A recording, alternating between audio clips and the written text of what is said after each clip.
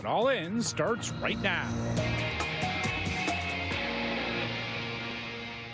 Good evening from New York. I'm Chris Hayes. With 4 hours to go until the federal government runs out of money, we are now barreling towards a government shutdown that is, in a strange way, over the president's border wall. In half an hour, Senate Democrats will meet on Capitol Hill to plan their strategy for a key procedural vote at 10 p.m., a make-or-break measure to advance the GOP's short-term spending bill, which requires 60 votes to pass. At this hour, it is not at all clear Republicans have those votes. Now, the irony here, the thing that you need to keep in mind as you watch all this unfold, is that there are big bipartisan majorities right now in both houses of Congress to pass a bill that takes care of both major sticking points in the current talks: the Children's Health Insurance Program, which ran out of funding in September, and protected status for Dreamers. But a week ago, the president rejected a bipartisan deal to take care of the Dreamers, blowing up the negotiations. And amid the fallout, Republicans have pitted those two priorities against each other, trying to force Democrats into a painful false choice. The majority leader actually tweeted this out today, being very honest about what they're doing. Democrats have a choice to make. Who do you want to save, Dreamers or sick kids? But before we get to the big vote in a couple hours, it's worth taking a step back to remember how we got to this point. Because the original sin, the fateful choice that sent us down a path to this moment, was a campaign promise made by the president. I would build a great wall, and nobody builds walls better than me, believe me. And I'll build them very inexpensively. I will build a great, great wall on our southern border, and I will have Mexico pay for that wall. Mark my words. It was arguably the central theme of Trump's candidacy, the signature proposal of a campaign otherwise light on policy and a rallying cry for his base. Donald Trump would build a wall on the southern border and, as the crowd would cheer, Mexico would pay for it. But once he took office, it became clear, as it has always should have been, that Mexico, of course, had zero intention of paying for Trump's wall. So the president looked to another source of funding, namely you, the American taxpayer. And getting Congress to foot the bill turned out to be harder than it looked, mainly because we don't actually need a wall. Border security is already tough. Because lawmakers who actually represent the border region know that, and they don't want a wall. And probably because of that whole Mexico paying for it thing. So the president floated a different tactic to try and get his wall. Build that wall. Now, the obstructionist Democrats would like us not to do it, but believe me, if we have to close down our government, we're building that wall.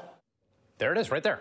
The threat of a government shutdown to get the wall built. Now, that was not his only ploy, because in September, the Trump administration announced it was taking away Dreamers' protected status under DACA, something they did not have to do, leaving them subject to deportation unless Congress came in and intervened. And it was very clearly a straightforward hostage-taking. And the ransom was also very explicit. Give me my border wall, and the Dreamers don't get kicked out of the country.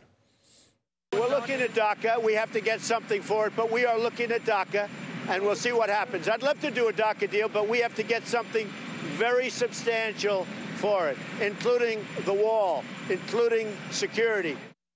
Last week, the president basically got his ransom, or at least some part of it. A bipartisan group of senators went to the White House with a deal that included a $1.5 billion down payment on his wall. Not provided by the Mexican government, but by the American taxpayer. But instead of taking that deal, the president responded that he doesn't want people from S-hole countries coming to the U.S. And so here we are. Steve Schmidt is MSNBC political analyst, Republican strategist. Jason Johnson, also an MSNBC political analyst and the politics editor for The Root. Steve, do you see this as essentially about that initial wall promise that he's trying to keep?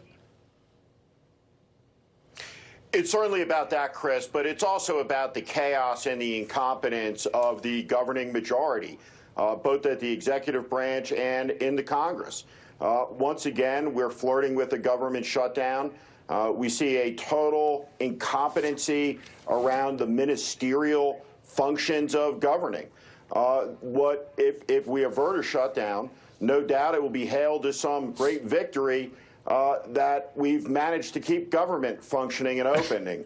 It's just, I think it's about the wall. It's about a dozen things, but nothing greater than just the total ineptitude of this governing majority.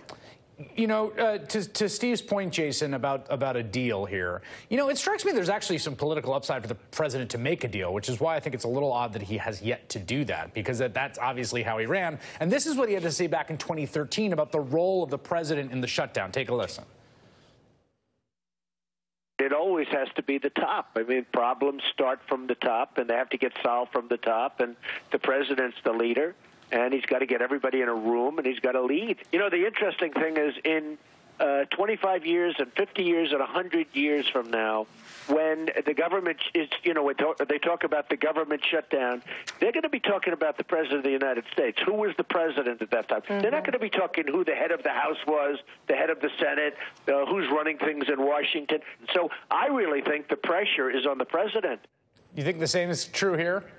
Well, it should be, Chris, but again, we've seen all along the incredible elasticity to Donald Trump's support. I mean, the core issue here, we've seen he's a bad business manager. We've seen he's a bad deal. He's not a good hostage taker either, right? I mean, he's screaming, I'm the captain now, and he's telling people what he's going to do, but he can't even control his own party.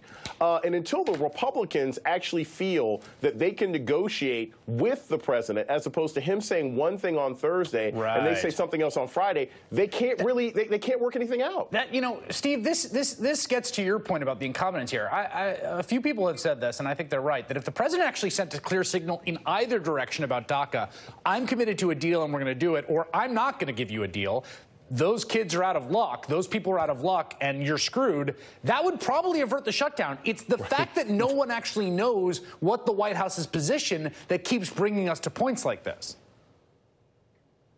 Including the White House, which doesn't know its position. So the negotiators go up there, and every day it's like Charlie Brown and Lucy with the football. They pull the football away, Charlie Brown winds flat up on his back. And so they don't have a fixed position on any of this stuff. They're transacting moment to moment. There's no fixed ideology. There's an absurd slogan from the campaign. That's the one thing that everyone in the country remembers for, is that it was Mexico that was going to pay for the wall, not the American taxpayer.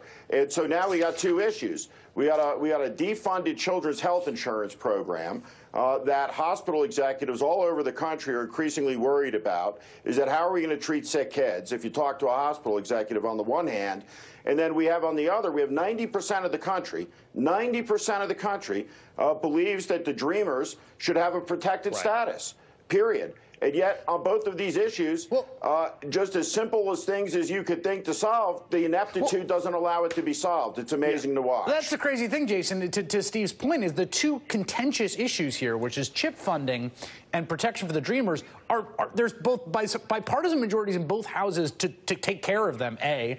B, they're not, you know, 50-50 issues. This is not abortion. This is not something having to do with Israel and the occupied territories. These are fairly easy gimmies politically that you could solve if you wanted to. Right. Who doesn't like a bunch of college kids who want to stay in America, and who doesn't want to feed children? Like, what kind of horrible party do you want to look at? But this is where it gets back to being President Trump's fault. Because, look, when he made his excrement hole comments last week, what it showed the Democrats was like, okay, you know what? We don't know if we can negotiate with this guy in good faith, because his core issue is he doesn't want these people here. And then when he lied about what he said, it makes it even more difficult for people to cut deals, because all of this could be solved. And remember, we don't just have a situation of running out of funding for the government. We've also got the debt ceiling coming up in March. We've got DACA coming up in March. They need to get some of these things fixed now, or this shutdown could be much worse than anyone anticipates. Yeah, also hard to see how this is generally a useful way of funding a government month to month, which has been another complaint people have. Steve Schmidt and Jason Johnson, great to have you both. Thanks, Chris.